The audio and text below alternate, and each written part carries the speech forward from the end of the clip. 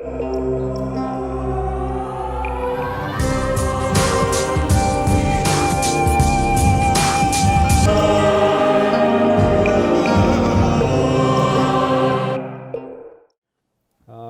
I would like to address this issue, record short pulses. Okay, we will talk about the general strategy to create extremely short pulses, actually shorter and shorter pulses. And I will introduce two examples. One was demonstrated many years before, 2002. They demonstrated about 4 femtosecond pulse generation using non-collinear optical parametric amplifiers, NOPA technology. And about 10 years later, a new technique was demonstrated. 2.1 femtosecond was generated at that time, and the same technique has been improved. So nowadays, they can produce sub-femtosecond pulses with the same strategy. Okay, so let's briefly review the history of femtosecond pulse generation. Okay, since 1960s, okay, the minimum pulse duration people could generate decreased with time. Okay, so the horizontal axis is about time or year. Vertical axis is the pulse duration. Okay, so the first dot could be here, 10 to the minus 11th second, so which is about 10 picosecond. Okay, but look at the year it was produced. Okay, here is about 1964 or 65. So just within 4 or 5 years after the invention of the first laser. The first laser was demonstrated in 1960, right? Just 4 or 5 years. People could generate 10 picosecond pulse. Pretty amazing. Okay. Then the minimum pulse duration decreases rapidly with time. You can see this is 1 picosecond boundary. Okay, so about 1970, people can generate 1 picosecond pulse, and 10 to the minus 13 means 100 femtosecond. 10 to the minus 14 means 10 femtosecond. Okay, so maybe within 1 decade, people could improve the minimum pulse duration by about 100 times, 2 orders of magnitude. Okay, but you can see there is a stagnation right here. The minimum pulse duration did not change a lot over maybe more than 10 years, okay, from the 1980s to the end of last century, okay, 10 to 20 years. The pulse duration did not improve significantly, okay. Then after the year of 2000, there is another renaissance about the pulse duration decreasing. Okay, so now people could generate sub-femtosecond. The purple color tone represents attosecond regime. Okay. And you can see this icon. This is about molecules, and this icon represents atoms. Okay, so that means if you have picosecond pulses, you can probe the dynamics of molecules. Okay. But if you have attosecond pulses, you can probe electronic dynamics. Okay. 在一个原子里面的这个动力学，速度越快，所以你需要这个 attosecond pulse. Okay.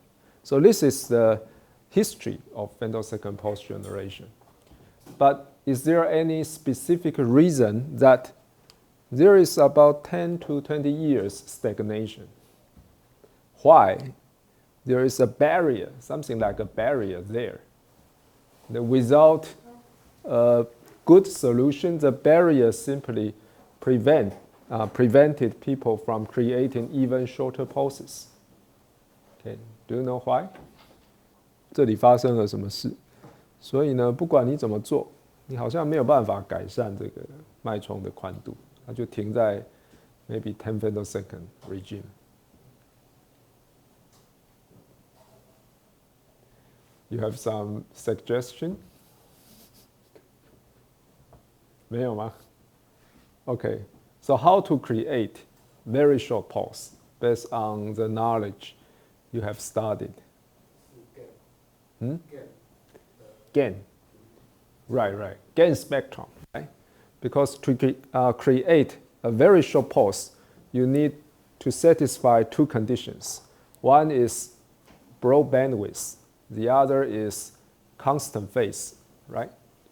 And the condition one is broad bandwidth. This is probably limited by the gain bandwidth people can access. Okay, so what is the gain medium responsible for the barrier? The disulfide crystal. Okay, we will see it. So let's review the general strategy to create short pulse.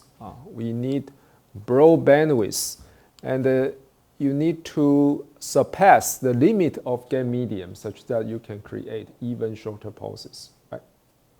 So this is the gain spectrum of disulfide medium emission spectrum. Okay, so you can see this is about 700 nanometers. This is about 1100 nanometers. Okay, so there is a very broad emission spectrum provided by disulfide crystal.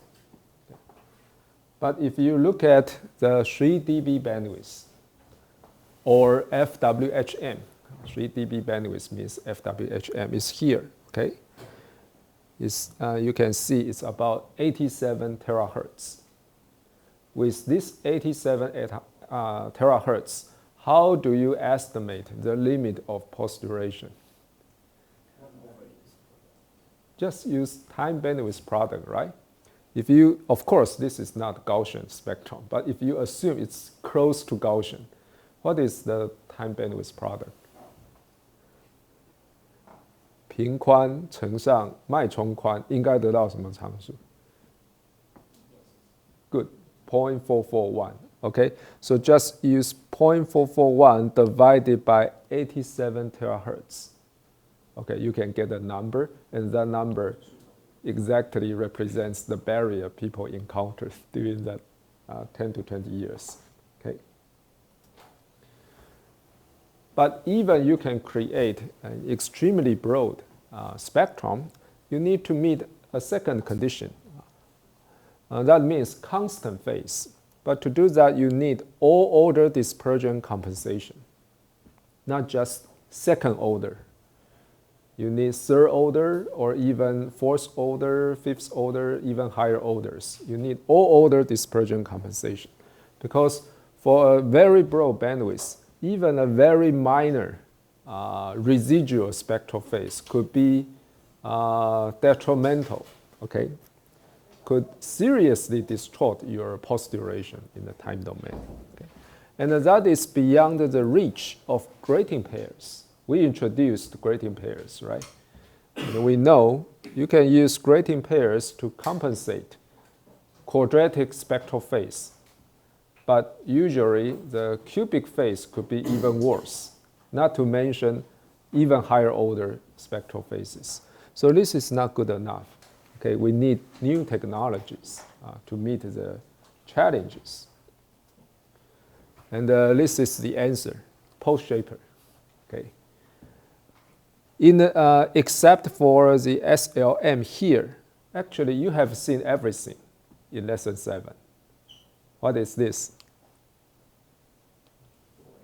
This is a 4F configuration, Martinez compressor, right? And you know the input light strikes the first grating. Different colors disperse onto different directions, and focus by the first lens onto different small spots on the focal plane. Okay? Forget about the SLM for the time being. These spots diverged and recollimated by the second lens, striking the second grating, and if the angle is properly oriented, all the colors will co-propagate along the same axis. Okay. If this is a 4F, perfect 4F, nothing will happen because this point and this point are image pair. Okay. So the same output pulse will be, the output pulse will be the same as the input pulse if it is perfect aligned and there is no SLM. But that is useless, right? So what's new? We place a spatial light modulator array on the focal plane. So each color represents a pixel. The pixel can programmably change the amplitude and the phase of different colors individually. 所以一个颜色会遇到一个 pixel， 这个 pixel 可以独立调变它的 amplitude and phase. So equivalently, you can shape the spectrum, including the amplitude and the phase spectrum together, okay, by this SLM. So you just name what is the output pulse you want. And if you know the input pulse complex spectrum, you can impose the suitable spectral amplitude and the phase modulation functions by the SLM. Then you can get the ideal output pulse. Okay? And in this specific application, we try to compress a very complicated chirp pulse to a transform limited output pulse. So all you need to do is measure the input pulse spectrum. Actually, you just need the spectral phase, okay? And then you just apply the minus of your measured spectral phase. And then supposedly, at the output, the spectral phase, the total phase would be 0, constant phase. So you will have a transform limited pulse at the output. And then this apparatus is applicable to all order dispersion, right? There is no limit, not just limit to second order or third order. It can deal with all order dispersion compensation. Okay. And compare with chirp mirrors, what is the major advantage of this pulse shaper? Okay. What is the major advantage? We know chirp mirror can handle broad bandwidth, supposedly arbitrary all order dispersion compensation. It can do that, but major difference. Yes, this is programmable. This is not fixed. Chirp mirrors are fixed design. Okay, you just apply different controlling voltages onto the SLM. You can change the pattern. Okay, so this is a very convenient as well as very powerful apparatus for dispersion compensation. Now we can introduce the first example. This is a paper published in Optics Letters back to 2002. So it's already 2018, so 16 years before. Okay, and this is the title of the work. 4 femtosecond pulse generation. I would like to introduce the authors. There are just 3 authors. Okay, the first author, Andreas Bartuszka. The photo is here. He is now a very famous research scientist in Vienna. 他现在在这个维也纳的科技大学工作。那在2002年的时候，他是一个 postdoc， 在东京大学的 postdoc。OK， 所以这个工作是他担任 postdoc 的时候完成的。Second author is actually pretty famous, but I did not introduce him. Fuji Takao. The corresponding author is Professor Kobayashi. At that time, he was a professor at Tokyo University, but he retired many years before. This is the work done before his retirement.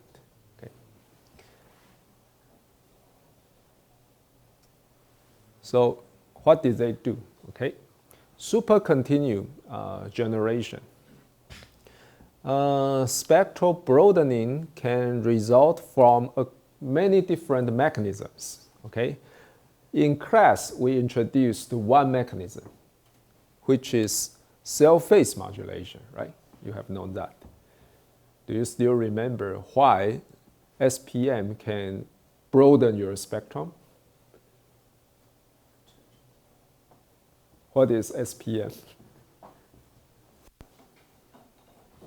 It's lesson 3, right? It's before midterm exam 2. 有没有人还记得什么叫做 SPM？ 就从那个名字去理解嘛。Self phase modulation. So essentially, it's a phase modulation effect, but not due to external driving force, but due to itself. OK， 所以有没有想起来什么叫 SPM？ If you have a short pulse, OK, and the temporal intensity profile will introduce a temporal phase modulation with the same shape, right? Due to the Kerr effect, because Kerr effect is about index change equals n2 times I, right? n2 is a constant coefficient. I means your intensity. If your intensity is a function of time, your phase, your index change is a function of time. So your phase is a function of time. And if you have temporal phase modulation, we know in the frequency domain, that means you can generate new frequency components. Okay? But this is not the only mechanism that you can get new frequency components. Okay? FWM means four-way mixing. Do you know four-way mixing? Okay. Maybe some of you have studied nonlinear optics, then it's common sense in nonlinear optics. But if you haven't, it's okay. It's very similar to optical parametric amplification, OPA. Remember the energy diagram of OPA. You have a pump photon, and you can release two output photons, one signal, the other idler. So only 3 photons involved. That is 3-wave mixing, not 4-way mixing. So 4-way mix means the similar energy diagram, but this time you have 4 photons involved, maybe absorbing 2 pump photons, releasing 2 new photons. That is 4-way mixing. Okay. And but this is not about nonlinear optics. If you are interested, you can draw the energy diagrams and you can quickly understand this mechanism can create new frequency components. For example, okay, let me do that.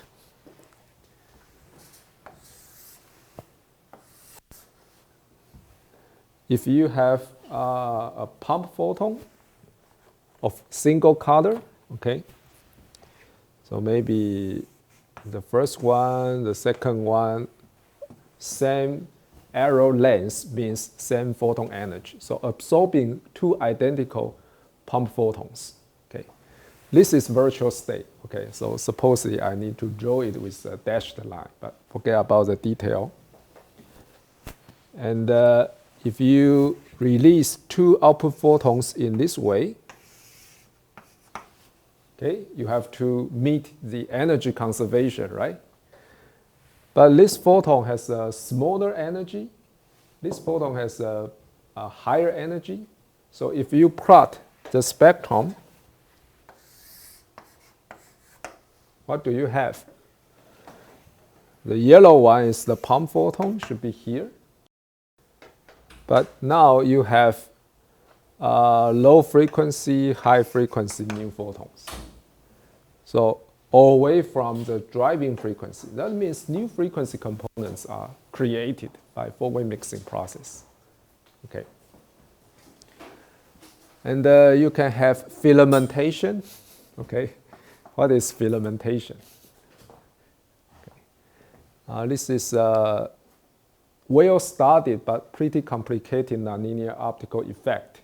Basically, it states that if your driving pulse is extremely intense, and it can partially ionize your material, okay, so maybe plasma occurs, then the interplay between the intense field and the plasma will create something called filamentation.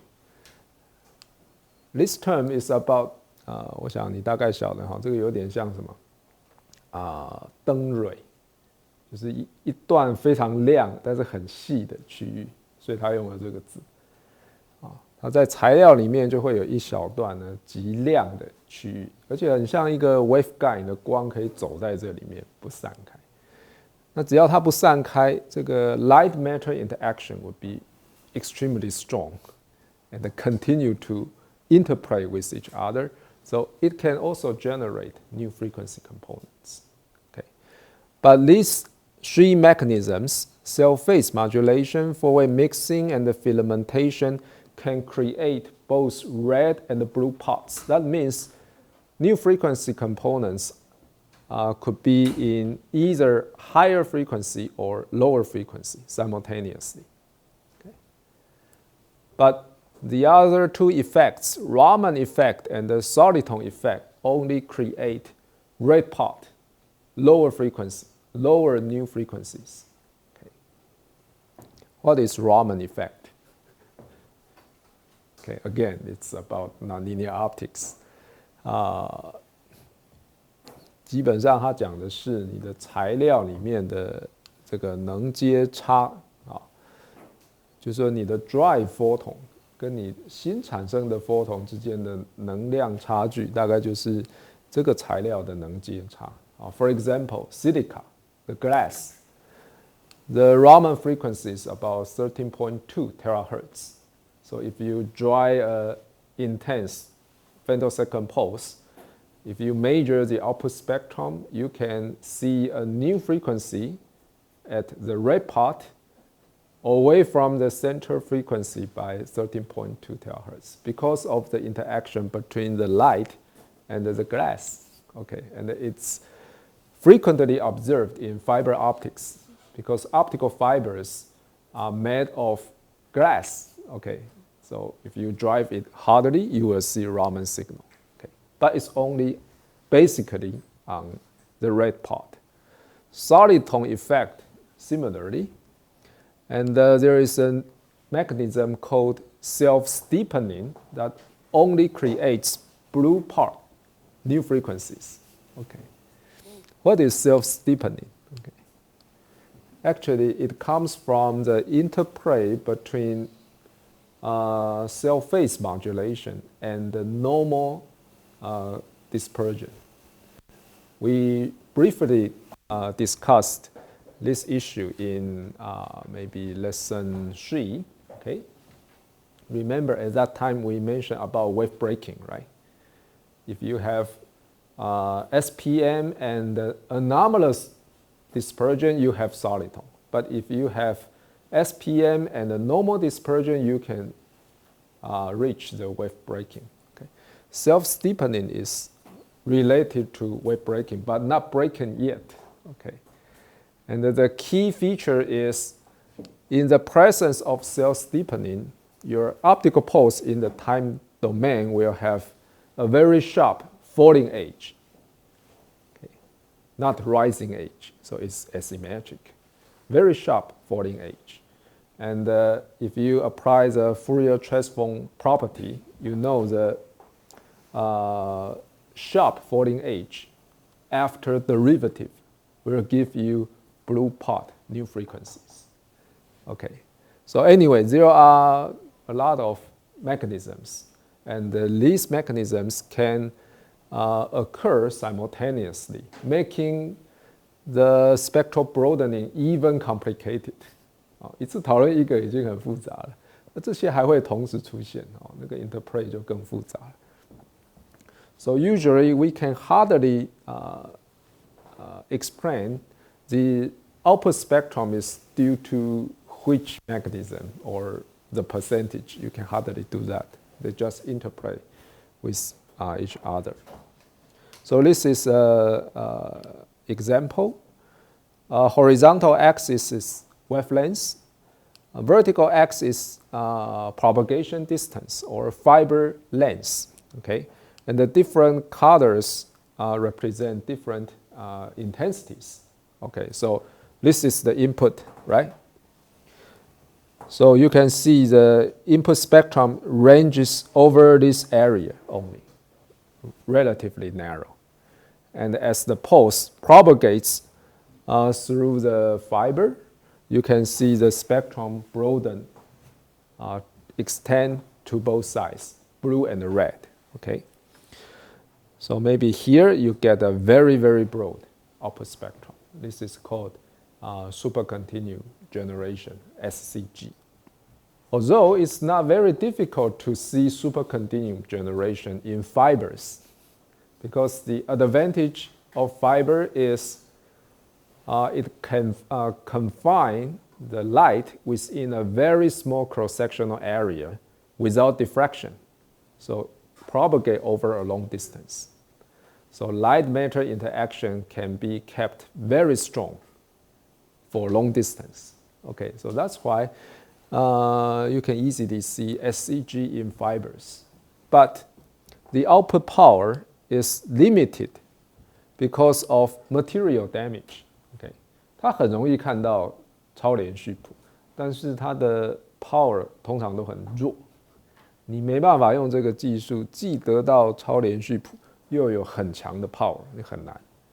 好，因为既然它光这个 fiber 呢，光都局限在 fiber 很小的截面积里面，所以你的强度很容易极高。好处非线性很大，缺点就一下子就 damage。Okay.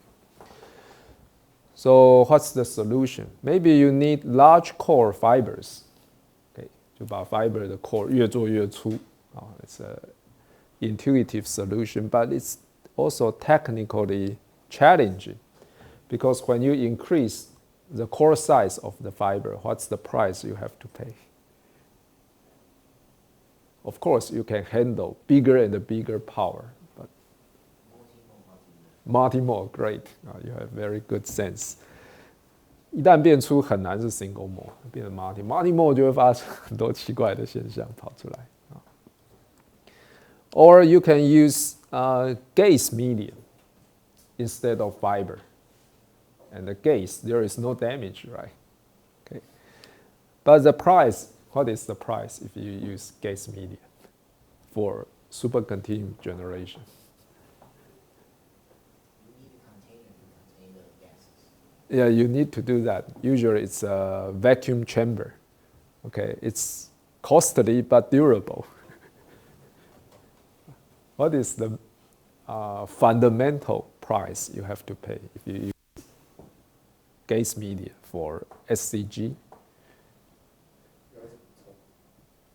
你当然需要做，麻烦一些，但是还能承受。High temperature? Maybe not. 我不记得这个要特别加热它，可能不需要加热。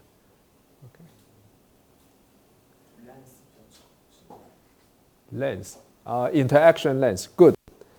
And why you need a very long gaze tube for this purpose? Because the nonlinearity is not strong enough, right? Compared with fiber, confinement, right? 你在光纤里面，你可以运作很长的距离，而且它跟固体材料交互作用当然极强啊。这个 gaze 稀薄嘛，对不对？分子的距离很大。So the nonlinear effect is orders of magnitude smaller than condensed media or solid. So usually you need a very long tube. Besides, you need high input pulse energy. Otherwise, you cannot cross the threshold. Okay. Or the third solution is amplification. Okay. Why not just amplification and supercontinuum generation simultaneously? 既展频又放大，就是我把它放到一个放大器的架构里面 ，maybe 我就可以又宽频又强的光。Okay, so that's the approach this group took 16 years ago, amplification.